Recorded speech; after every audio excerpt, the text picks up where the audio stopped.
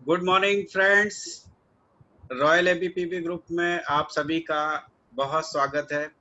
और जैसा कि आप जानते हैं कि आज से हम एक नई सीरीज शुरू कर रहे हैं और वो सीरीज मैं समझता हूँ बहुत एक्साइटिंग होगी और आप सबको बहुत पसंद आएगी। और वो सीरीज है हमारी कि हम अपने रॉयल एबीपीबी ग्रुप के जो चमकते हुए सितारे हैं उनके बारे में जानें, जिन्होंने अपने इस जर्नी को शुरू किया और करके आगे बढ़ते गए। ये बात तो तय है कि जब भी आप कोई काम करते हो तो आपको बीच में दिक्कतें, प्रॉब्लम्स, ये सब चीज तो आनी ही है और आती है। पर उन सबको ओवरकम करते हुए आगे बढ़ते रहना हमारे लिए बहुत बड़ी चीज होती है। और जो लोग इसमें जल्दी से सफल हो जाते हैं और आगे बढ़ते चले जाते हैं, उनको हम यहाँ जरूर आमंत्रित करेंगे और उनसे उनका एक्सपीरियंस सुनेंगे, जिससे हमारे थ्रू जाने अनजाने में हम जो यहाँ पे मिस्टेक्स कर रहे हैं, जिसकी वजह से हमारे लेवल्स जो है बदल नहीं रहे, बढ़ नहीं रहे, तो वो जरूर हमें सहायता मिलेगी। तो यहाँ पे आने का कोई भी क्राइटेरिया नॉर्मली तो नहीं है, सिर्फ एक ही क्राइटेरिया है कि आपके बढ़ते हुए कदम हमें दिखने चाहिए, यानी आपके बढ़ते हुए लेवल दिखने चाहिए। ऐसा जरूरी नहीं है आपने क्राउन किया हो या और कोई बड़ा लेवल किया हो तो ही हम आपको यहाँ पे इनवाइट करेंगे। आप किसी भी लेवल पर है, लेकिन आपने उन लेवल्स को बहुत तेजी से बढ़ा करके अपने आप को आगे लाए हो तो हम यहाँ इनवाइट करेंगे। और ये जर्नी एक्चुअली जो है उनकी सक्सेस स्टोरी जैसी रहेगी। तो आज रॉयल एवीपीबी के सुपरस्टार में एक शानदार कपल, जिन्होंने न केवल चेक अपना बढ़ाया, बहुत शानदार कार ली, बहुत अपने आप को नेटवर्क के रूप में इम्प्रूव किया, सीखा, क्योंकि इससे पहले उनका कोई भी बैकग्राउंड नहीं था नेटवर्क का। और वो जो जो मैं अगर प्रियांक की बात करूं तो प्रियांक एक कंपनी में जॉब करते थे। तो यहाँ उन लोग के लिए भी एक बहुत ही सीखने वाली चीज है। जो आज यहाँ पे जो लोग अटेंड हैं, कहीं ना कहीं कोई नौकरी, जॉब या कोई अपना काम, बिजनेस कर रहे हों, तो वो जरूर आकर के ये देखें कि किस तरीके से प्रियांक ने उस अपने जॉब से स्विच ओवर करके इस नेटवर्क वेस्टीज में जो है अपने पैर जमाए और बहुत शानदार तरीके से जमाए। और आज वो उस मुकाम पे पहुंच चुके हैं कि अब उन्हें पीछे पलट करके देखने की जरूरत बिल्कुल भी नहीं है।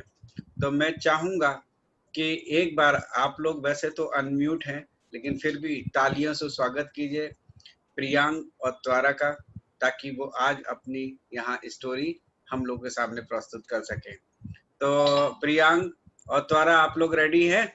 Yes sir. यस, तो बिल्कुल आप शुरू करिए आपका presentation. Thank you so much. Good morning to everyone and thank you so much sir, Ashwini sir and Pratibha ma'am, आज हमें ये मौका देने के लिए कि हम हमारी इस वेस्टीज जर्नी को सबके साथ शेयर कर सकें। और एक बात जो आपने बोली, मैं बिल्कुल उससे सहमत हूँ। और इनफैक्ट मैं भी वो बोलने वाला था कि आज केवल हमारी सक्सेस जर्नी जानने का या उससे इंस्पायर होने का आज सेशन नहीं है। मैं ये कहूँगा कि हमने जो भी गलतियाँ की हैं पिछले 3.5 सालों में, जितनी गलतियाँ हमसे हुई हैं, और एक स्मार्ट इंसान वही है जो उन गलतियों से सीखे, सामने वाले की गलतियों से सीखे, और उन पिटफॉल्स में आपको पिटफॉल में आपको ना जाना पड़े, आप साइड से रास्ता करके निकल जाएं। तो मेरी आपसे आज यही रिक्वेस्ट रहेगी कि आज हमारे शेयरिंग में आप हमारी गलतियां ढूंढें और हमने जो गलतियां की हैं वो गलतियां आप ना करें, जिससे आप हमसे कम समय के अंदर उस मकाम तक पहुंच जाएंगे जहां पर आज हम हैं। और हम यही दिल से प्रार्थना करते हैं कि आप उससे भी आगे बढ़ें, गलतियां अवॉइड करके। सो हमारी जर्नी की शुरुआत मैं त्वरा को हैंड ओवर करना चाहूँगा। She will take you further. Thank you so much. So good morning everyone. I hope आप सब ठीक है और सेफ है, राइट। सो आज सबसे पहले तो मैं थैंक यू करना चाहूँगी Ashwini sir and Pratibha ma'am, जिन्होंने आज हमें यहाँ पर इनवाइट किया। सो जर्नी जो मैं बताने जा रही हूँ वो एक रोलर कोस्टर राइड है, मैं बोल सकती हूँ। तो वही है। तो मेरा नाम है त्वरा।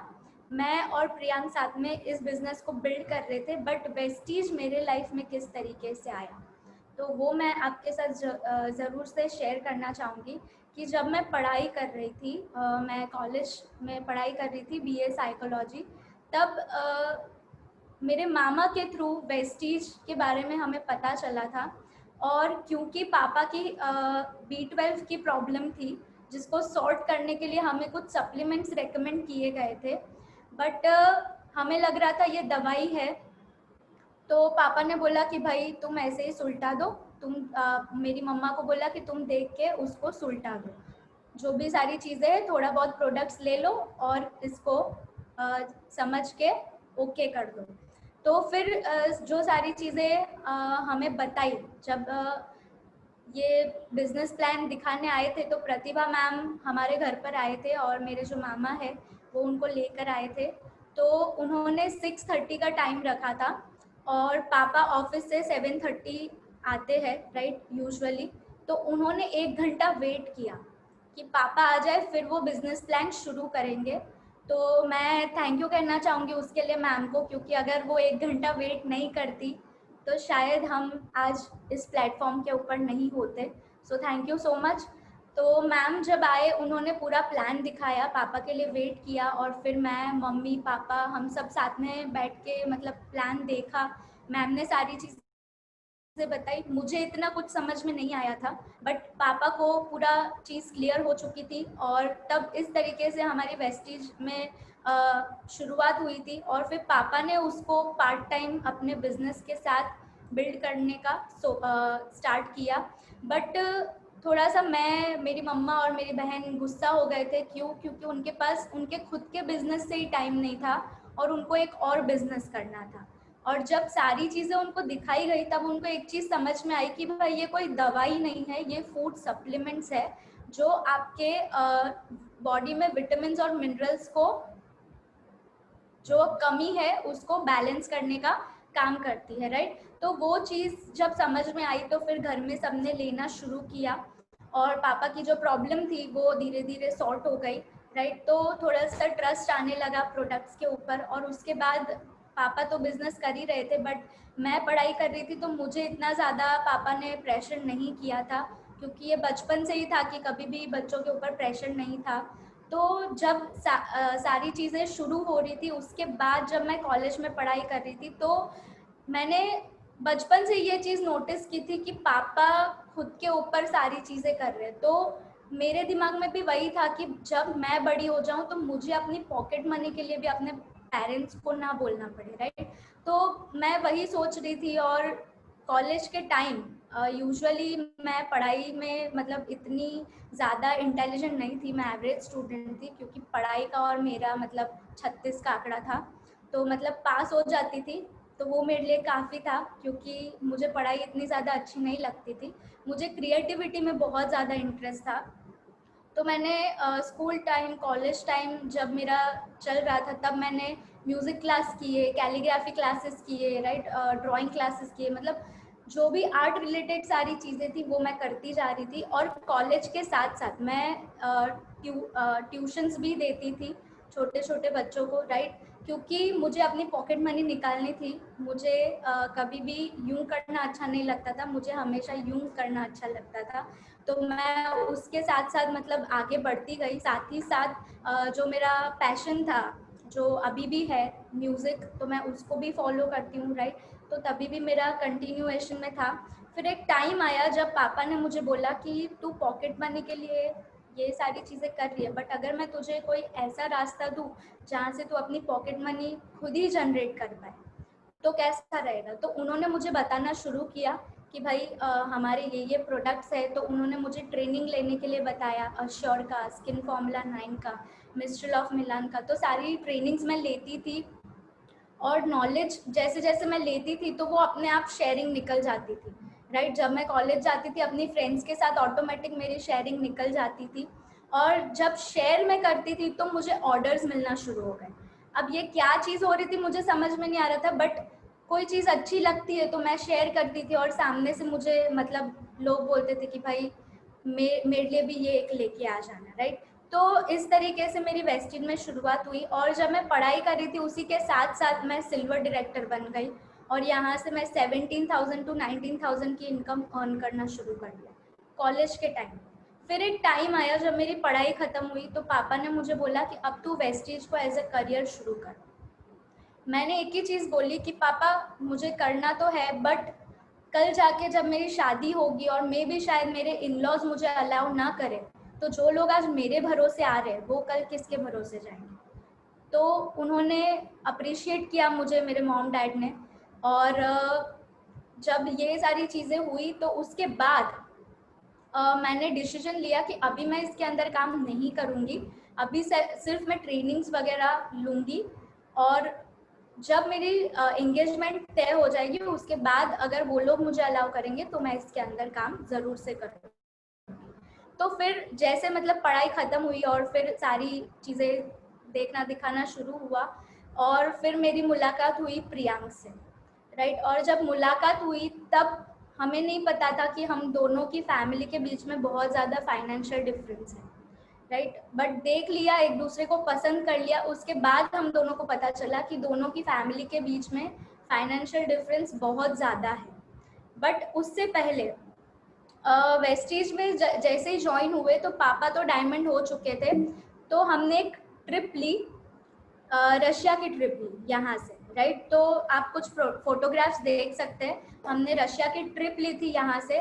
तो एक्साइटमेंट लेवल और बढ़ गया था और फिर मैं तुरंत ही सिल्वर हो चुकी थी, राइट। और सिल्वर डायरेक्टर के बाद जैसे मैंने बोला कि जैसे शादी की बात चलती है तो मेरी मुलाकात प्रियांक से हुई और फाइनेंशियल डिफरेंस दोनों फैमिली में इतना ज़्यादा था कि थोड़ी सी प्रॉब्लम्स आ रही थी। बट ये कोई लव मैरिज नहीं थी, ये अरेंज मैरिज थी, बट स्टिल जैसे कि कोई भी अगर इंसान है तो वो यही सोचेगा कि जो इंसान ने कभी कॉम्प्रोमाइज़ नहीं किया है तो वो अब क्यों कॉम्प्रोमाइज़ करे।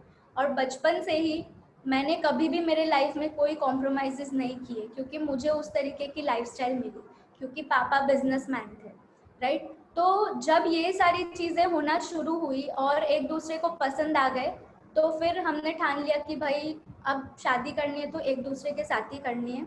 और तब से जो चैलेंजेस शुरू हुए, राइट, फिर हमारी एंगेजमेंट हुई और एंगेजमेंट के बाद जो हमने काम करना शुरू किया, तो मैं यहाँ पर सूरत में काम करती थी, प्रियांक अहमदाबाद में जॉब करते थे, तो वो जॉब के बाद काम करते थे वहाँ से। और जैसे उनका जॉब ख़त्म होता था वो वहाँ पर प्लान दिखाते थे, मैं यहाँ पर प्लान दिखाती थी।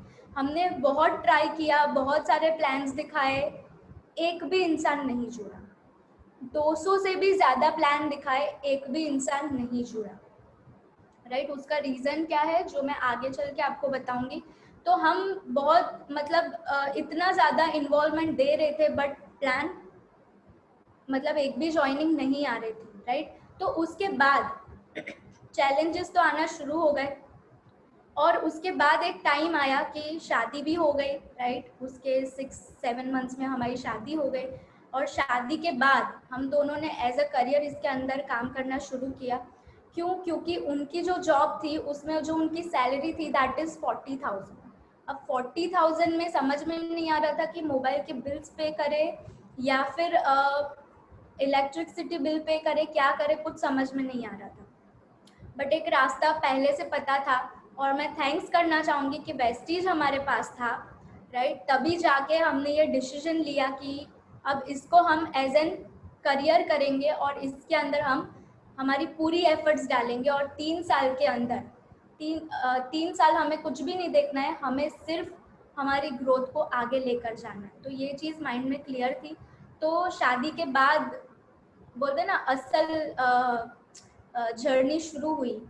तो जैसे ही शादी हुई, अब जहाँ मुझे शादी करनी थी, अब सोचिए कि जो लड़की कभी कार से कहीं गई, कार के बिना कहीं गई नहीं है और उसको उसकी शादी ऐसे घर में हुई जहाँ पर कार भी नहीं थी।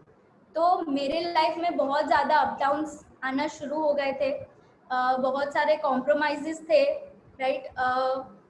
जो मैं बोल सकती हूँ कि बिजनेस को बढ़ाने के लिए यहाँ से वहाँ ट्रैवल करना पड़ता था।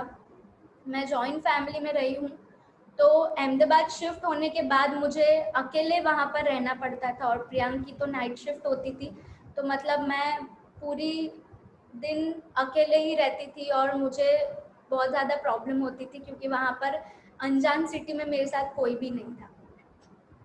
तो ये सारी चीज़ें होना शुरू हो गई, और फिर एक टाइम आया वहाँ पर धीरे धीरे टीम बनना शुरू हुआ, और क्योंकि मैं वहाँ पर किसी को इतना ज़्यादा नहीं जानती थी और वहाँ पर टीम बनना शुरू हुआ, और वहाँ से हमने हमारी जर्नी की शुरुआत की, जो एक्चुअल जर्नी थी, राइट। और 10 महीने तक कोई नहीं जुड़ा था, एंगेजमेंट से लेके शादी के टाइम तक, और वो टाइम पूरा वेस्ट चला गया था। क्यों? क्योंकि हम सिस्टम में नहीं थे, राइट। हमने सिस्टम को फॉलो नहीं किया था, और सबसे इम्पॉर्टेंट बात, हमारी जो अपलाइन है हीरेन सर और पारुल मैम, हम उनको एज एन अपलाइन नहीं ले रहे थे, हम उनको एज एन मदर और फादर ही ले रहे थे, राइट। तो ये चीज़ कहीं ना कहीं बीच में आ रही थी। और दूसरा कि हम सिस्टम में नहीं थे।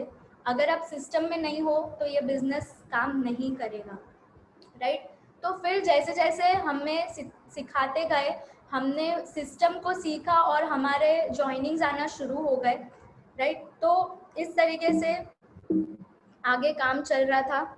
और जब ये सारी चीज़ें हुई तो उसके बाद एक टाइम आया कि मेरे फादर इन लॉ जो है उनकी तबीयत खराब होना शुरू हो गई, राइट। और हमें हमारा जो अहमदाबाद का पूरा जो हमारा घर था,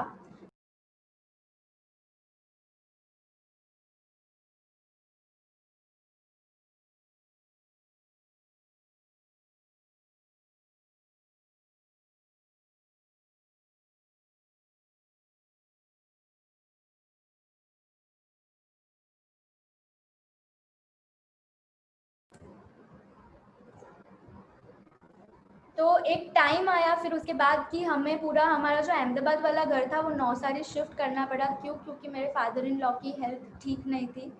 और 1 सितंबर को हमने घर शिफ्ट किया, एंड 20 सितंबर, मतलब कल की बात है, कल उनको 3 साल कंप्लीट हो गए और उन्होंने हमारा साथ छोड़ दिया था बिफोर 3 इयर्स। वो टाइम ऐसा था कि मतलब घर में डेथ हुई है, मतलब फादर की डेथ हुई है, और समझ में नहीं आ रहा था कि बिजनेस को और आगे किस तरीके से लेके जाए, कौन सी सिचुएशन को हैंडल करें। बट एक चीज़ माइंड में बहुत ज़्यादा क्लियर थी कि चाहे कुछ भी हो जाए, राइट, हमने हमारे जो ड्रीम्स थे उसको छोड़ा नहीं, राइट। हम चाहते तो हम ये एक्सक्यूज़ दे सकते थे कि भाई डेथ हुई है तो अभी हम काम नहीं कर पाएंगे, बट हमने वो चीज़ को हावी नहीं होने दिया। हमने डिसीजन लिया कि कुछ भी हो जाए हम काम करेंगे। तो जैसे ही सारी अंतिम विधि सारी ख़त्म हुई, उसके बाद मैं और प्रियांक हम उसी टाइम व्हाट्सएप पे आ चुके थे और टीम के सपोर्ट के लिए हम रेडी थे, राइट। तो बहुत सारे चैलेंजेस आए थे। फिर टाइम ऐसा आया कि हमें नौसारी से अहमदाबाद, क्योंकि टीम अहमदाबाद में थी, तो हमने अप डाउन करना शुरू किया। यानी कि वीक में हमने 4 दिन हम अप डाउन करते थे, अहमदाबाद सूरत, अहमदाबाद सूरत, अहमदाबाद सूरत, राइट। तो सुबह की 3 बजे की ट्रेन पकड़ी और रात को वहाँ से 9 या 10 बजे की ट्रेन में वापस आते थे, तो यहाँ पर 3-4 बजे वापस हम पहुँचते थे, राइट। वैसा हम पूरे वीक में 4 बार करते थे। तो तब बहुत ज़्यादा प्रॉब्लम आई क्योंकि सीजन्स चल रहे थे, राइट। ठंडी थी, गर्मी थी, तो हमने कभी कुछ भी नहीं देखा कि भाई किस तरीके से सारी चीज़ें मैनेज होगी, राइट। तो ठंडी के सीज़न में भी इतना जल्दी उठ के हम वहाँ पर नेटवर्क डेवलप करने के लिए जाते थे। और फिर जैसे धीरे धीरे इसके अंदर काम करना शुरू किया, तो प्रियांक की जो जॉब थी, जो वो हमेशा कहता है कि कभी जॉब को उल्टा पड़ा है तो बोझ, राइट। तो बोझ जॉब के अंदर से उसको इतना ज़्यादा प्रेशर आना शुरू हो गया कि अब उसकी वजह से उसको एक प्रॉब्लम हो गई माइग्रेन की, राइट। तो जॉब में से इतना ज़्यादा प्रेशर आना शुरू हो गया और फिर उसको समझ में नहीं आ रहा था कि वो अपना टाइम कहाँ दे, राइट। तो फिर ये जो सारे बहुत ज़्यादा स्ट्रगल्स आ रहे थे, और उसके बाद जब अवार्ड फंक्शन आया, राइट, तब हमने बहुत मेहनत की पूरे साल, बट हम सिल्वर से गोल्ड नहीं हो पाए। कुछ पीवी की वजह से, राइट। कुछ पीवी कम पड़ गए और हमारा गोल्ड लेवल जो था वो अचीव होने से इतना थोड़ा सा रह गया, राइट। तो फिर हमने डिसीजन लिया कि जब अवार्ड फंक्शन चल रहा था तो प्रियांक पूरा टाइम स्टेज के बाजू में खड़ा था और मैं जहाँ पर पूरा इंडोर स्टेडियम था वहाँ पर खड़ी थी और हम दोनों मतलब पूरा दिन सुबह से शाम तक हम खड़े थे सेल्फ पनिशमेंट कि इतनी मेहनत करने के बाद भी वो ट्रॉफी नहीं मिली, राइट। तो फिर जैसे ही सेशन खत्म हुआ घर पर आए, अपलाइन के साथ बैठे और बहुत रोए। क्यों? क्योंकि इतनी मेहनत करने के बाद भी वो ट्रॉफी नहीं मिल पाई। तो सारी चीज़ें जब हुई तो अपलाइन ने गाइड किया हमें कि इस तरीके से आप काम कीजिए और फिर जब उस तरीके से काम किया तो पहले 10 महीने एक भी ज्वाइनिंग नहीं आई थी, नेक्स्ट 10 मंथ्स में हम डायमंड हो चुके थे, राइट। तो राइट सिस्टम, राइट गाइडलाइंस जब फॉलो करना शुरू किया तो नेक्स्ट 10 मंथ्स में हम डायमंड हो गए थे और ये था हमारा गोल्डन रिवेंज, राइट। तो हमने ये नहीं सोचा कि भाई वो ट्रॉफी नहीं मिली तो कोई बात नहीं, हमने हर महीने लगातार लेवल्स चेंज किए।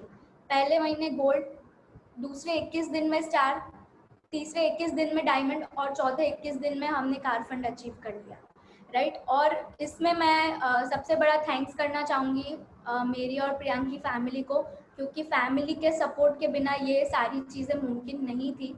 तो आपने जो अभी सुना वो मेरा पार्ट था, जो सारी स्ट्रगल्स थी वो मेरी थी।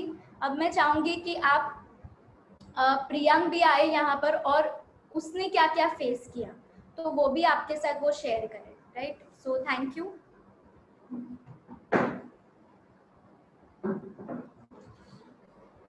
थैंक यू सो मच,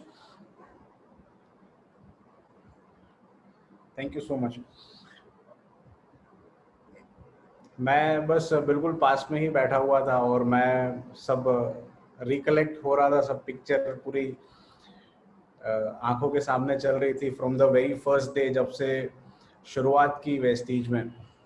सो शुरुआत ऐसे समय पे हुई जब हमारी नई नई एंगेजमेंट हुई थी। सो हम सभी जानते हैं, खास करके जो मैरिड हैं वो सब जानते हैं कि एंगेजमेंट से लेकर के शादी तक का जो पीरियड होता है उसमें घूमना फिरना ज़्यादा होता है, इतना ज़्यादा फोकस काम पे या जॉब के ऊपर नहीं रहता और वही चीज़ हमारे साथ भी हुई। बट वहाँ तक पहुँचा कैसे मैं वो भी तो जानना बहुत ज़रूरी है। मैं एक सिंपल से परिवार से बिलोंग करता हूँ जहाँ पर मेरी फैमिली में मैं बड़ा हुआ। मेरा बॉर्न एंड रेज पूरा नवसारी में, सूरत के पास एक छोटा सा टाउन है, वहाँ से मैंने स्कूलिंग कंप्लीट किया। डिस्टेंस मैंने आर्ट्स ग्रेजुएट बना मैं और उसके साथ साथ मैंने ग्रेजुएशन के साथ साथ ही फैमिली रिस्पॉन्सिबिलिटीज़ के चलते मैंने जॉब शुरू कर दी थी। आफ्टर कंप्लीटिंग माई 12th, मतलब 12वीं कंप्लीट करने के बाद मैं अहमदाबाद शिफ्ट हो गया था, अवे फ्रॉम माई फैमिली, मेरे फैमिली से दूर। और वहाँ से स्ट्रगल की शुरुआत हुई। जब घर से बाहर निकला तब पता चला कि कैसे घर चलता है, कैसे रहा जाता है, लाइफ क्या है। तो छोटी सी एज में समझ आ गया था कि पैसा सब कुछ नहीं होता पर पैसा बहुत कुछ होता है। पैसा सब कुछ नहीं होता पर पैसा बहुत कुछ होता है, वो बहुत छोटी सी एज में समझ गया था। क्योंकि मेरे मदर को स्ट्रगल करते हुए देखा था मैंने पूरी लाइफ। हम दोनों भाइयों को बड़ा करने में जिनका सबसे बड़ा रोल है, उनको मैंने स्ट्रगल करते हुए देखा था। सो एट द एज ऑफ 18 साल की एज में मैंने मेरा जॉब शुरू किया फर्स्ट। क्योंकि बचपन से हम सब ज़्यादातर, खास करके मिडिल क्लास फैमिली, बुरा मत मानिएगा, पर हमें यही सिखाया जाता है कि अच्छा पढ़ो लिखो तभी नौकरी मिलेगी, अच्छा पढ़ो लिखो तभी नौकरी मिलेगी। सो नौकरी वर्ड जो है वो छोटी सी एज से हमारे माइंड के अंदर उसको कंडीशनिंग वो कर लेता है, जगह बना लेता है कि हमें नौकरी करनी है, हमें जॉब करनी है। सो वही मेरे माइंड में भी था कि अच्छी जॉब मिल जाए, एक सैलरी शुरू हो जाए तो मैं अपने साथ साथ मेरे फैमिली को सपोर्ट कर सकूं। और जॉब मिली काबिलियत के दम पर, वहाँ काम करना शुरू किया और काम करते करते 9.5 साल मुझे हो गए काम करते करते। पर एक ही चीज कुल मिलाकर मैं देख रहा था मेरी लाइफ में जो चल रही थी, कि मैं काम करता हूँ, सैलरी आती है, घर का खर्चा थोड़ा बहुत निकलता है, थोड़ा बहुत फिर भी बच जाता है, रह जाता है, और वापस मैं काम करता हूँ, वापस सैलरी आती है, घर का खर्चा निकलता है और वापस काम पे चलो। तो कुल मिलाकर मैं एक कोल्हू के बैल की तरह मैं गोल गोल गोल गोल चक्की में चल रहा था। और ज्यादातर लोगों की प्रॉब्लम मैंने ये देखा था, मेरी लाइफ में 2000 लोगों का स्टाफ था मेरे ऑफिस में। ज्यादातर लोगों को, खास करके मिडिल क्लास फैमिली से जो बिलोंग करते हैं, जिनको इतना फाइनेंशियल नॉलेज नहीं है, वो यही करते रहते हैं कुल मिलाकर कि 30 35 40 साल किसी और के लिए काम करते रहते हैं। उस समय पे मुझे बिजनेस की इतनी नॉलेज तो नहीं थी कि बिजनेस करना चाहिए, पर एक मैं जरूर सोचता था, जो चीज मेरे मन में हमेशा आता था सवाल, कि मैं कब तक जॉब करूंगा, मैं कब तक यूं ही स्ट्रगल करता रहूंगा कि मंथ एंड में मुझे कुछ ना कुछ मैनेज करना पड़ता है, कहीं ना कहीं से कुछ ना कुछ पैसे का जुगाड़ मुझे करना पड़ता है ताकि मेरा बाकी का महीना निकले। और ऐसे टाइम में जब मेरी एंगेजमेंट तय हुई त्वरा से, तो उस समय पर हमें वेस्टीज दिखाया गया। हमारे जो मेंटोर है हिरेन सर और पारुल मैम, उन्होंने वेस्टीज दिखाया। आज एंगेजमेंट हुई और कल मैं CND अटेंड कर रहा था, अड़ाजन में होती थी, आउरा नगर में। तो वेडनेसडे को हमारा एंगेजमेंट हुआ और थर्सडे इवनिंग को मैं CNT देखने के लिए बैठा था पहली बार। और आप बिलीव नहीं करोगे, मुझे नींद आ गई थी स्पिरुलिना तक पहुंचते पहुंचते, कि पहला सेशन आज भी मुझे, हर किसी को याद होना चाहिए मेरा पहला सेशन, मैं बहुत बहुत बार उसको मिस करता हूँ। धर्मेश भाई जो हमारे लीडर हैं, डायमंड डायरेक्टर, वो प्रोडक्ट का पार्ट, और तब 2 पार्ट में मीटिंग होती थी, बड़ी 2-2.5 घंटे की मीटिंग होती थी। तो प्रोडक्ट का पार्ट धर्मेश भाई ले रहे थे, और जब तक धर्मेश भाई हमको स्पिरुलिना तक ले गए, तब तक तो मैं मंगल पर पहुंच चुका था और सोते हुए पकड़ा गया मैं। अचानक से मुझे मार्केटिंग प्लान में ये पूछा गया कि सर आप बताइए, क्या ऐसा कौन सा सप्लीमेंट है जिसमें 46 न्यूट्रिशंस हैं। मुझे नहीं पता था, मुझे नहीं पता था। तो ऐसे कुछ वेस्टीज से मेरी मुलाकात हुई, और उसके बाद भी मैं सीरियस नहीं था। मैंने यही सोचा कि ये एक और प्रेजेंटेशन ही है, अब तक मैं कॉर्पोरेट्स के लिए प्रेजेंटेशन करता आया हूं, मैं ये भी कर लूंगा। तो पहला मेरा जो फॉल्ट था इस बिजनेस के अंदर, पहली जो मेरी गलती थी वो ये थी कि मैंने इसको सीरियस नहीं लिया। जब हमें अपॉर्चुनिटी मिलती है तब हमें उसको कितनी कितनी मजबूती से पकड़ लेना चाहिए, वो समझ नहीं थी मेरे अंदर। और मैंने ये सोच लिया कि होगा, मैं देख लूंगा, मैं कर लूंगा। तो कहीं थोड़ा ओवर कॉन्फिडेंस था, और दूसरा नई नई एंगेजमेंट हुई थी तो घूमना फिरना वाला मूड ज्यादा था, और उसमें हमने 10 महीना आउट ऑफ ट्रैक जा करके हमने 10 महीने वेस्ट कर दिए। तकरीबन हमने 250 से ज़्यादा लोगों को हमने प्लान दिखाए होंगे, पर एक भी ज्वाइनिंग हमें नहीं मिला, नॉट अ सिंगल ज्वाइनिंग। एक पॉजिटिव पार्ट जो मेरा था वो ये था कि पहले दिन भले मैंने नींद में प्लान सुना, मैं आधा, मेरा ध्यान कहीं और था, पर अगले दिन से मैंने बिल्कुल जो सुना था उसके ऊपर मैंने खुद प्लान देना शुरू कर दिया। अगले दिन मॉर्निंग में मैं ट्रेन पकड़कर वापस गया अहमदाबाद, मेरी जॉब जहां पर थी, और मैंने उसी same day, very same day, next day, मतलब एंगेजमेंट हुई, प्लान देखा, और तीसरे दिन से मैं खुद मीटिंग दिखाने के लिए लोगों को इनवाइट करना मैं शुरू कर चुका था। प्लान में जैसा आता था वैसा मैंने दिखाना शुरू कर दिया था। ये मेरा सबसे बड़ा प्लस पॉइंट था जिसने मुझे आगे बहुत हेल्प की। क्यों? क्योंकि मेरे अपलाइन रहते थे सूरत में, और मैं महीने के 22 दिन निकालता था अहमदाबाद में। तो मैं उनके भरोसे ये सोच करके नहीं बैठ सकता कि मेरी अपलाइन आएगी और प्लान शो करेगी। और तब तक तो मेरे अपलाइन क्राउन थे,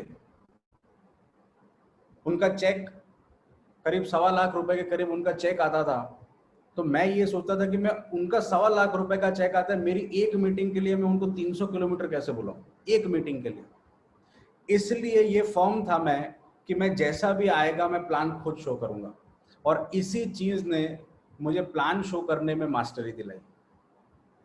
तो उसके बाद उसके 1 महीने बाद अगर कोई नींद में भी मुझे पूछता कि स्पिरुलिना क्या है बताओ, तो मैं नींद में भी बता सकता था कि स्पिरुलिना क्या है, भले ज्वाइनिंग नहीं आई थी, कम से कम प्लान दिखाने में मेरी मास्टरी आ गई थी। गलत मैं कहाँ था, मैंने लिस्ट नहीं बनाई थी और मैं किसी की अपॉइंटमेंट नहीं लेता था, बिना अपॉइंटमेंट लिए प्लान शो करने पहुंच जाता था, और उस वजह से हमें हमारी पूरी की पूरी लिस्ट खाली हो गई। 250 जितने लोगों को प्लान दिखाए हमने, पर उनका ध्यान कभी नहीं होता था प्लान में, क्योंकि बेवजह में 2-2 घंटे प्लान दिखाता था बिना अपॉइंटमेंट के। तो ये सबसे पहली गलती। स्ट्रगल कहां पर आ रही थी? स्ट्रगल वहां पर थी कि मेरी जो ऑफिस की जो मेरे आवर्स थे, मेरा ऑफिस का जो टाइमिंग था वो शाम के 7 बजे से सुबह 4:30 बजे का था। मतलब नाइट शिफ्ट में मैं काम करता था और दिन में सोता था। तो प्लान शो करूं तो कब करूं, क्योंकि मैं जब लोग फ्री होते हैं तब मैं ऑफिस में होता हूं, और जब मैं फ्री होता हूं तब लोग ऑफिस में होते हैं। तब अब मैं कैसे प्लान शो करूं?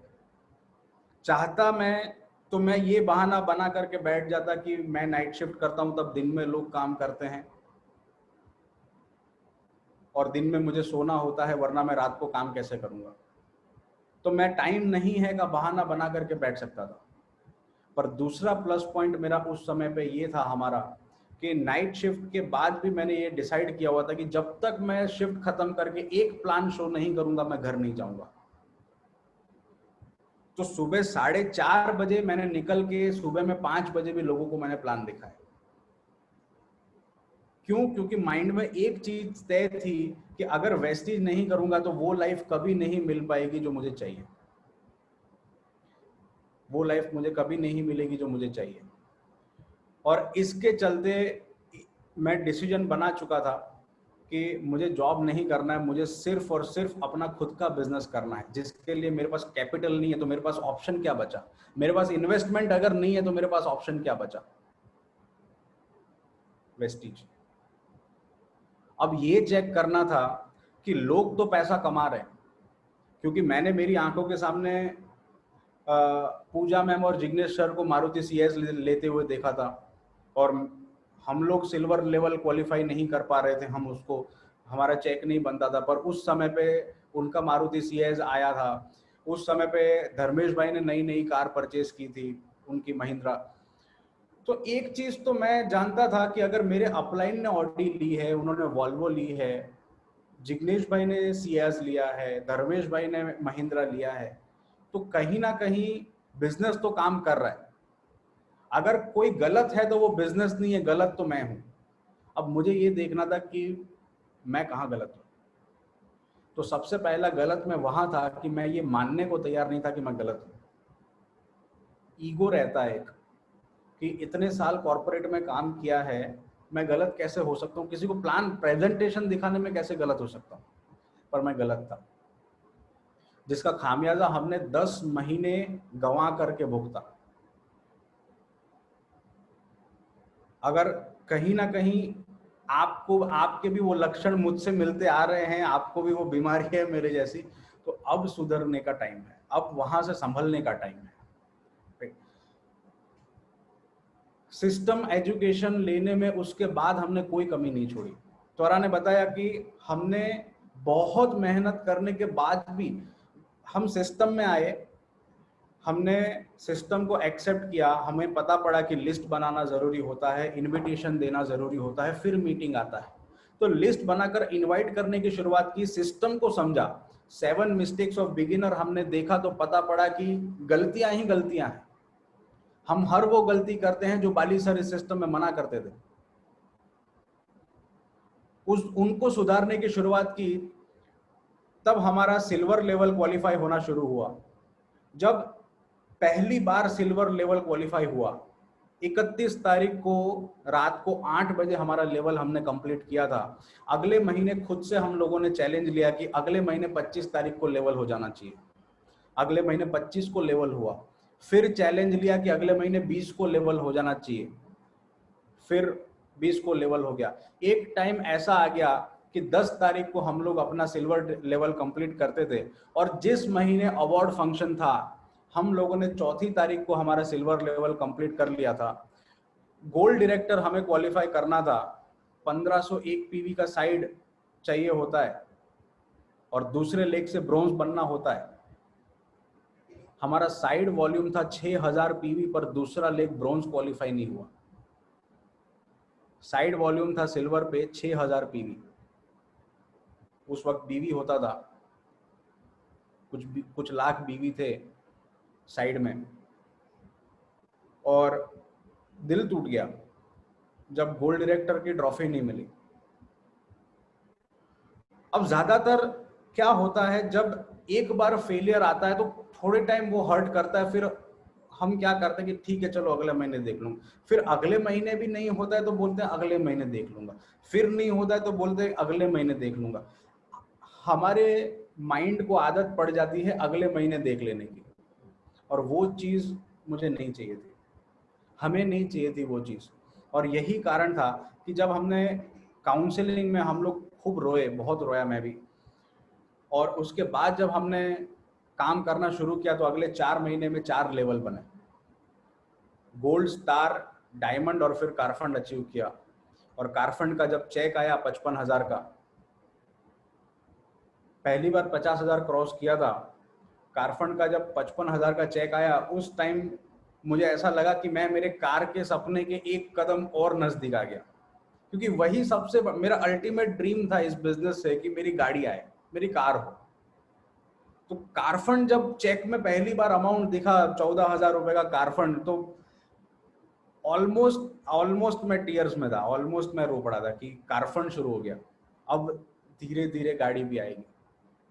पर मीन टाइम 2 चीज जिनके ऊपर हमने सबसे ज्यादा फोकस किया उस समय पे, वो था खुद सीखना, अलग अलग बूट कैंप्स अटेंड किए, सिलवासा गए, गोवा गए, रॉयल एबीपीबी के सेमिनार्स हुए, उसके अलावा जितने भी VLC, VWS, Dale Carnegie programs हुए, उन सबको अटेंड किया। और इस बिजनेस से जो मुझे सबसे प्यारी एक चीज मुझे मिली वो था माइक, जिससे बहुत ज्यादा लगाव हो गया माइक और स्टेज से। और ऐसा लगा हुआ कि स्टेज एक बार जब मिला तो कभी छूटने का नाम नहीं लिया। मीटिंग्स हमारे इस बिजनेस का, पहले मैं ये सोचता था, जब मैं रात को 5 बजे, सुबह 5 बजे में प्लान शो करता था, तब मैं ये सोचता था कि मैं इतने प्लान शो कर रहा हूँ, मुझे रिजल्ट नहीं निकल रहा है, मैं मीटिंग्स करके करूँ क्या। एक टाइम ऐसा आया जब मेरे दिमाग में उसी दिमाग ने ये सोचा कि मीटिंग्स इस बिजनेस का इनसेपरेबल हिस्सा है, इसको आप अलग कर लो, मतलब आप बिजनेस से बाहर। अगर आप मीटिंग्स नहीं कर रहे, अगर आप मीटिंग्स नहीं कर रहे हैं तो आप बिजनेस में नहीं है। अगर आप मीटिंग्स कांस्टेंट करते रहेंगे, लोग आपको मना कर दें तब भी आप लगातार मीटिंग्स करते रहेंगे, तो आप जल्दी सफल हो जाएंगे। पर अगर लोग 2 मना करने से आप मीटिंग्स करना बंद कर दोगे, तो आपकी रफ्तार अगर 0 हो गई, अगर आपकी रफ्तार 0 हो गई, इसका मतलब आप ड्राइविंग सीट से ही उतर जाओगे। पर अगर 2 किलोमीटर 10 किलोमीटर की स्पीड से भी आपकी कार चल रही होगी, तो आप जरूर जीतोगे इस बिजनेस में। पहला ट्रिप, पहली बार लाइफ में एयरप्लेन्स को हमेशा नीचे से देखा था मैंने, पहली बार लाइफ में अब्रॉड जाने का मौका मिला, अबू धाबी और दुबई हम गए, और मैं बहुत हैरान था उस ट्रिप पर, क्योंकि कभी ऐसा देखा नहीं था। और जब फेरारी वर्ल्ड में वेलकम वेस्टी लिखा हुआ पढ़ा मैंने, तो मुझे पता चल गया कि अब तक तो मैंने मॉन्स्टर का सिर्फ एक नाखून देखा है, पूरा मॉन्स्टर तो देखा ही नहीं है। मतलब जो मुझे नजर आ रहा था वो तो सिर्फ एक छोटी सी चोटी थी, बाकी तो पूरा जमीन के अंदर पहाड़ था। फिर पता चला कि वेस्टिज क्या चीज है।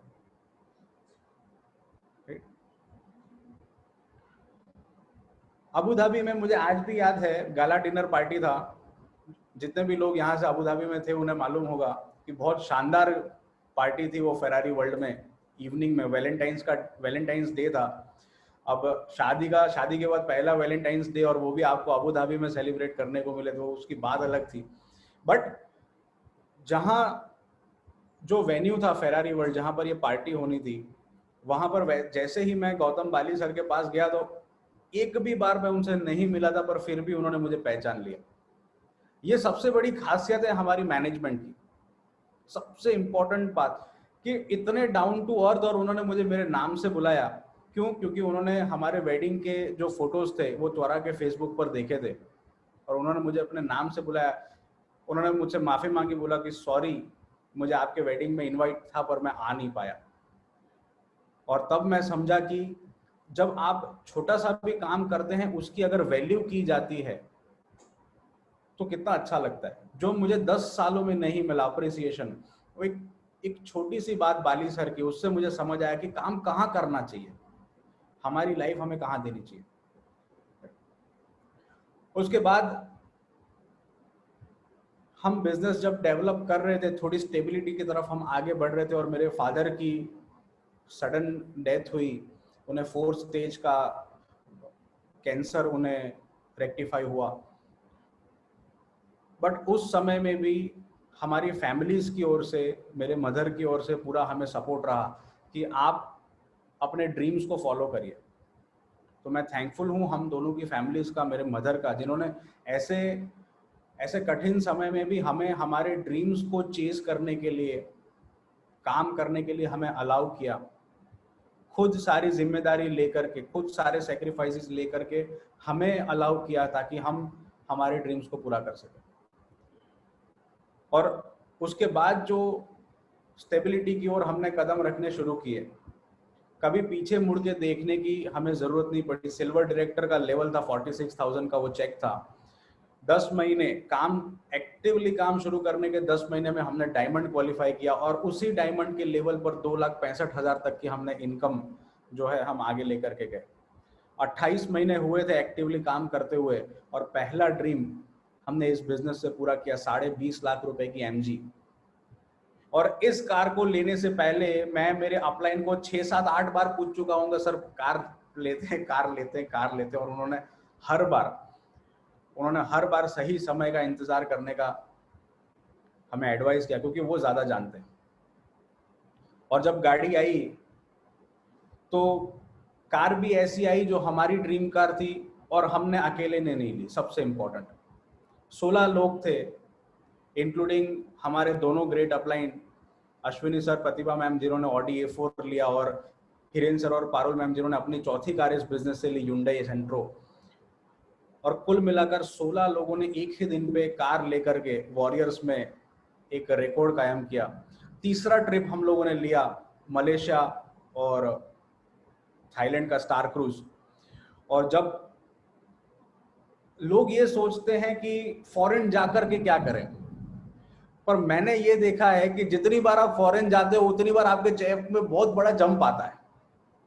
जितनी बार आप फॉरेन जाते हो उतनी बार आपके चेक में बहुत बड़ा जंप आता है।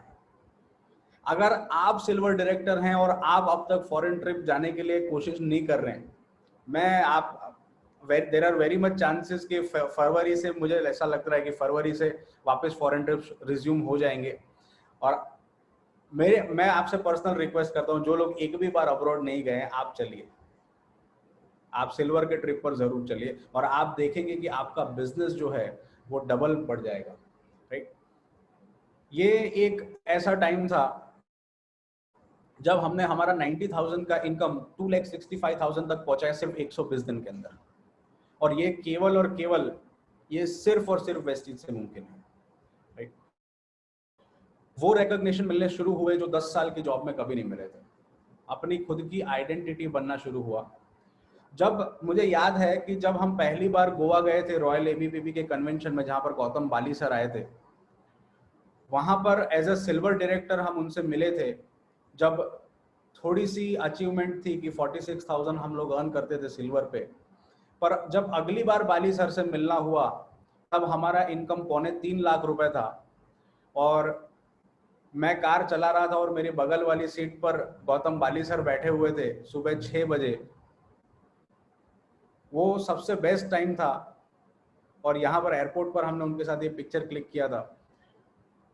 एक टाइम ऐसा था जब कुछ भी नहीं थे, और उसी दौरान एक टाइम ऐसा भी था जब बहुत बड़ी रिकॉग्निशन हमें मिली वेस्टीज के माध्यम से। और ये सिर्फ और सिर्फ संभव है वेस्टीज से। ये एक छोटी सी, मैं एंड करने से पहले एक वीडियो क्लिप है जो आपके साथ शेयर करूं।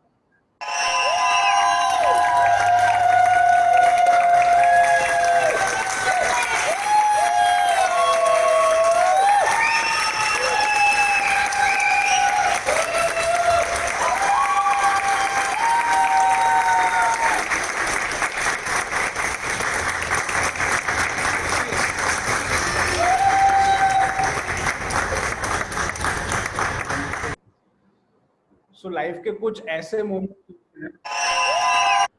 कुछ ऐसे मोमेंट्स होते हैं जिनको वर्ड्स में डिस्क्राइब करना पॉसिबल नहीं होता। सो वो कुछ ऐसे मोमेंट्स थे। फिर डायमंड की ट्रॉफी ली और सबसे इम्पोर्टेंट क्राउन की ट्रॉफी लेने का मौका मिला 24,000 लोगों के सामने। और आज अगर मैं हम दोनों की फैमिली की बात करूं तो आप इन फोटोग्राफ्स में देख सकते हैं हमारी फैमिली का हर एक इंसान, हर एक फैमिली मेंबर हमारा आज वेस्टीज परिवार के साथ एसोसिएटेड है। और यही हमारी जीत है कि हमारी पूरी फैमिली आज एक साथ है और हम एक ही प्लेटफॉर्म पर काम करते हैं, राइट।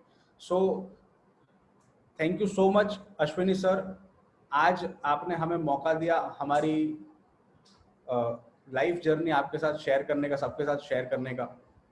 स्ट्रगल्स ने अपना हिस्सा निभाया, स्ट्रगल्स का काम था आना और हमारा काम था आगे बढ़ कर के हम जो सोचते हैं, हम जो सपने लेकर के आए हैं उनको पाना। और हमने वही किया कि हमारे ड्रीम्स को हम लगातार चेस करते रहे। Thank you sir, over to you. Thanks Priyank and Twara, बहुत ही अच्छा शानदार सेशन आपने लिया। कुछ मेरे क्वेश्चंस हैं अभी आप दोनों से कंबाइंडली। आपने अपनी जर्नी तो शेयर करी और मुझे आपकी जर्नी के बारे में बहुत कुछ पता भी था, लेकिन बहुत सारे लोग आज ऐसे मौजूद है जिन्हें शायद इतना नहीं पता हो आप लोग के बारे में, तो उन तक ये बात पहुंची। सारे लोग जो भी रॉयल एबीपीबी ग्रुप के अंतर्गत यहाँ पे आज ज्वाइन हुए, उन सब का बहुत बहुत शुक्रिया, क्योंकि मैं आप लोग का ओवरवेलमिंग रेस्पॉन्स देख रहा हूँ कि हम लोग एक समय में 300 के आसपास में भी थे। तो ये बहुत अच्छी बात है जो आप लोग इतना अच्छे से सपोर्ट कर रहे हैं हमारे इन सब इवेंट्स को।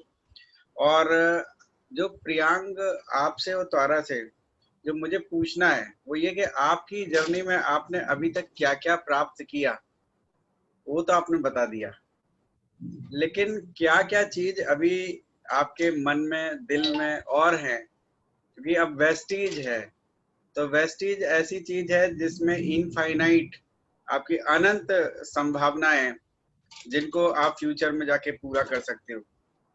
तो सबसे पहले मैं आपसे ट्रैवल फंड जैसे मिलना शुरू होता है, सबसे पहले तो आपसे पूछना चाहूंगा कि आपका ड्रीम डेस्टिनेशन जो है वो आप ऐसा कहाँ का सोचते हैं कि वेस्टीज उस जगह का ट्रिप प्लान करें तो मजा आ जाए? डिज्नीलैंड। और डिज्नीलैंड कहाँ का? पेरिस, एलए का। गुड, वेरी गुड, क्योंकि वहाँ का डिज्नीलैंड बहुत अच्छा है। हम लोग को देखिए सौभाग्य प्राप्त हुआ था वेस्टीज की बदौलत। 2013 में शायद हम लोग पेरिस वाला देख करके आए थे। तो यानी कि ये सारी चीजें रिपीट भी होंगी और जगह भी हम लोग जाएंगे, तो बहुत अच्छा है। आपका जरूर ये विश आपकी आने वाले समय में पूरी होगी, क्योंकि जिस तेजी से लोग के चेक्स मल्टीप्लाई हो रहे हैं वो दिन दूर नहीं कि हम लोग यूएस की तरफ भी जाएंगे। और दूसरा क्वेश्चन, ट्रैवल फंड के बाद हमें नेक्स्ट फंड कौन सा मिलता है? Car fund. तो कार फंड के थ्रू आपने जो अभी एक कार ली, सच में मैं भी उसका बहुत बड़ा फैन हूँ, तो गाड़ी बहुत शानदार है, एसयूवी। और आपके उस दिन मैं भी वहां मौजूद था जिस दिन आप कार ले रहे थे। तो ये तो गाड़ी है ही है, बहुत बढ़िया है। लेकिन ट्रैवल फंड तो अभी और भी बढ़ गया है, सॉरी कार फंड अभी बहुत तेजी से बढ़ गया है। तो आने वाले समय में आप कौन सी गाड़ी प्लान कर रहे हो? अभी नेक्स्ट कार जो हमारा लग्जरी सेगमेंट में लेने का प्लानिंग है वो ऑडी S7 है। ऑडी S7, वेरी गुड, क्या बात है, बहुत ही बढ़िया। देखिए ऑडी में भी, और वो भी S7, आप लोग समझ रहे थे कि ऑडी कार की शुरुआत देखिए 35 लाख से शुरू हो जाती है और फिर वो करोड़ों तक जाती है, यानी कि आपकी बहुत अच्छी चॉइस है। और यहाँ मैं आपसे एक क्वेश्चन और भी पूछूंगा कि वेस्टीज आपने अपना कैरियर तो बना लिया, लेकिन वेस्टीज के लिए आप लोगों को क्या संदेश देना चाहते हो? ये आखिरी क्वेश्चन है मेरा, आप दोनों में से कंबाइंडली कोई भी बोल सकता है। या दोनों थोड़ा थोड़ा बोलेंगे जी। या जो माइंडसेट है वो थोड़ा अलग है, थोड़ा अलग है। मैं एक ही चीज बोलना चाहूंगी, जो यहाँ पर जितने भी लोग हैं, राइट, बिजनेस किया, जॉब किया, बट अगर आपको ब्लैक हेयर में रिटायरमेंट चाहिए, जो हमारे एज के काले बालों में अगर रिटायरमेंट चाहिए और 60 इयर्स तक ना पीस ना हो, तो ये बहुत अच्छा प्लेटफॉर्म है जहाँ पर आप सिर्फ 3 से 5 साल दे दीजिए और आपका जो लाइफ है वो पूरा चेंज हो जाएगा, जैसे हमारा हुआ, राइट, और बहुत सारे लोगों का हुआ। तो मैं यही बोलना चाहूंगी कि अगर ब्लैक हेयर में रिटायरमेंट चाहिए तो वेस्टीज को जरूर ज्वाइन कीजिए और लोगों को भी यही चीज बताइए, क्योंकि आज हमारी टीम से बहुत सारे लोग ऐसे भी है एट द एज ऑफ 23 खुद की कार से घूम रहे। जब लोग अपने करियर की शुरुआत करते हैं तो यहाँ पर लोग अपनी ऑडी BMW से उतर रहे हैं, राइट। सो ये एक बहुत अच्छा प्लेटफॉर्म है और मैं हमेशा इस बात का रिग्रेट करती हूँ कि मुझे थोड़ा जल्दी क्यों नहीं मिला, राइट। सो ये थोड़ा सा मेरा सोचना है। अब मैं चाहूंगी थोड़ा सा शेयर करें। जी प्रियांक, आप कुछ बोलेंगे? जी सर, जैसा मैंने कहा था कि पैसा सब कुछ नहीं होता, पर पैसा बहुत कुछ होता है। जी।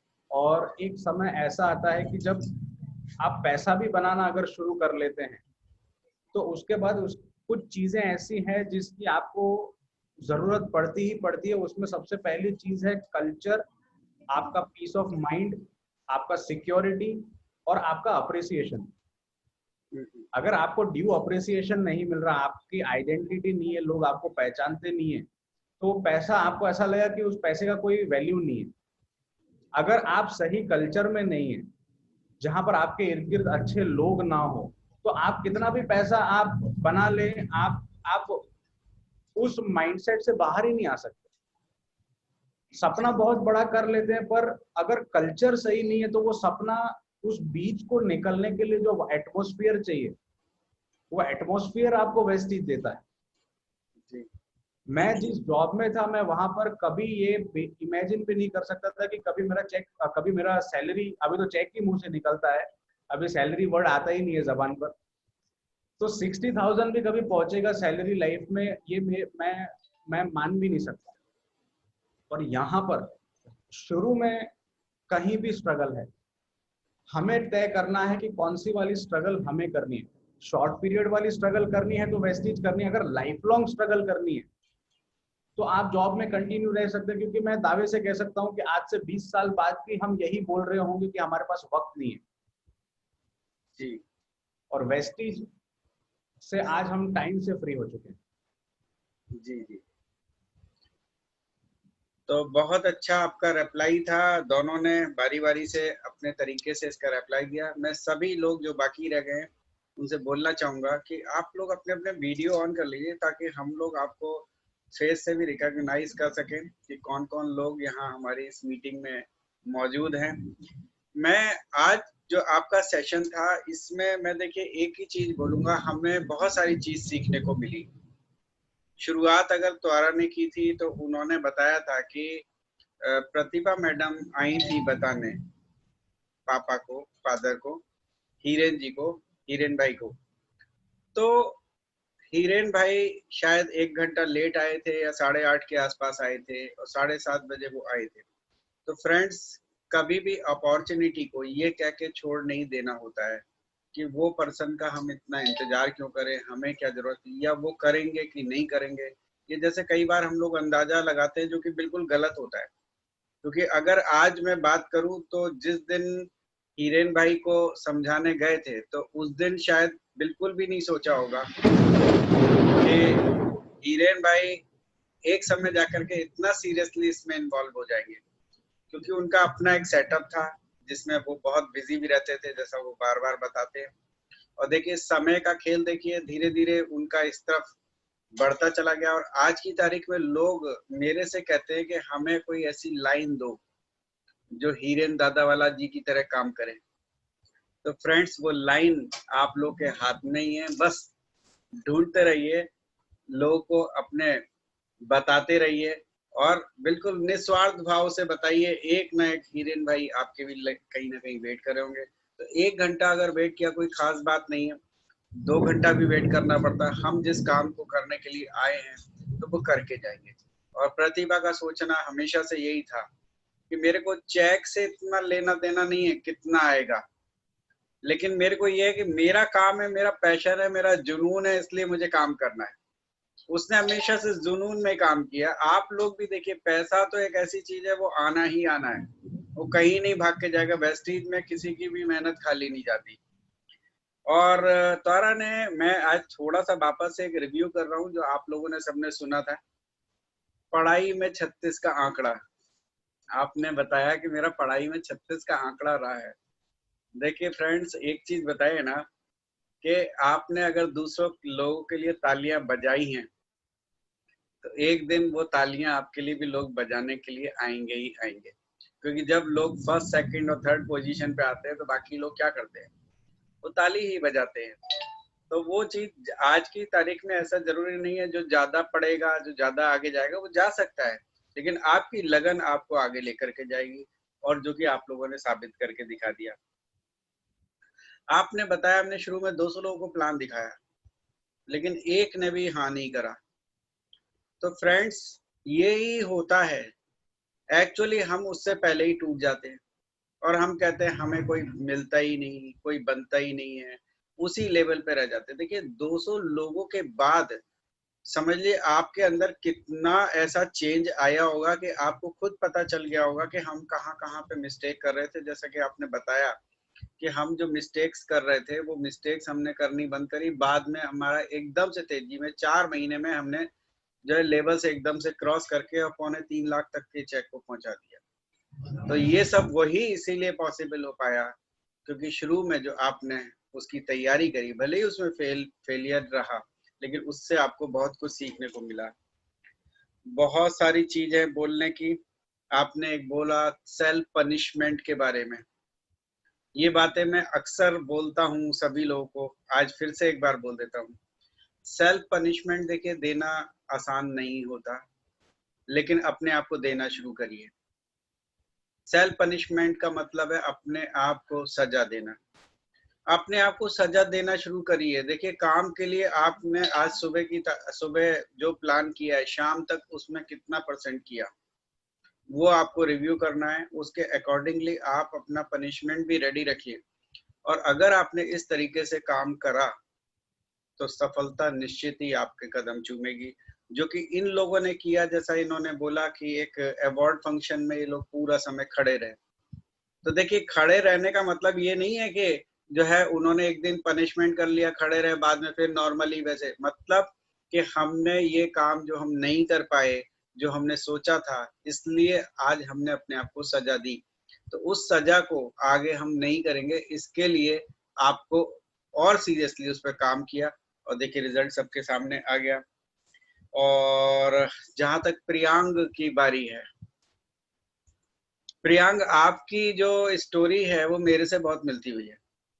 अगर मैं शुरू की बताऊं, बात का तो मुझे पता नहीं, लेकिन शुरू की स्टोरी बहुत मिलती जुलती है। क्योंकि हमारे घर पे भी शुरुआत से यही कहा जाता था, बेटा पढ़ोगे लिखोगे तो बनोगे नवाब, और पढ़ोगे लिखोगे तो करोगे नौकरी, और अच्छी नौकरी। आज तक हमारे से किसी ने नहीं बोला था कि पढ़ लिख के बिजनेस करोगे। सब कोई शुरू से बच्चे से पूछो तो यही कहते हैं डॉक्टर, इंजीनियर, पायलट, यही सब बताते हैं। लेकिन होता क्या है असलियत में? होता यही है, हम नौकरी करते हैं कहीं ना कहीं जा करके, और जितना पढ़े होते हैं उसके अकॉर्डिंगली कर लेते हैं। और मेरी सोच भी ऐसी थी। उसके पीछे रीजन ये था कि हम लोग भी एक मिडिल क्लास फैमिली से बिलोंग करते थे, और बिजनेस करने का मतलब होता था कि पैसा आपको लगाना, इन्वेस्टमेंट करना।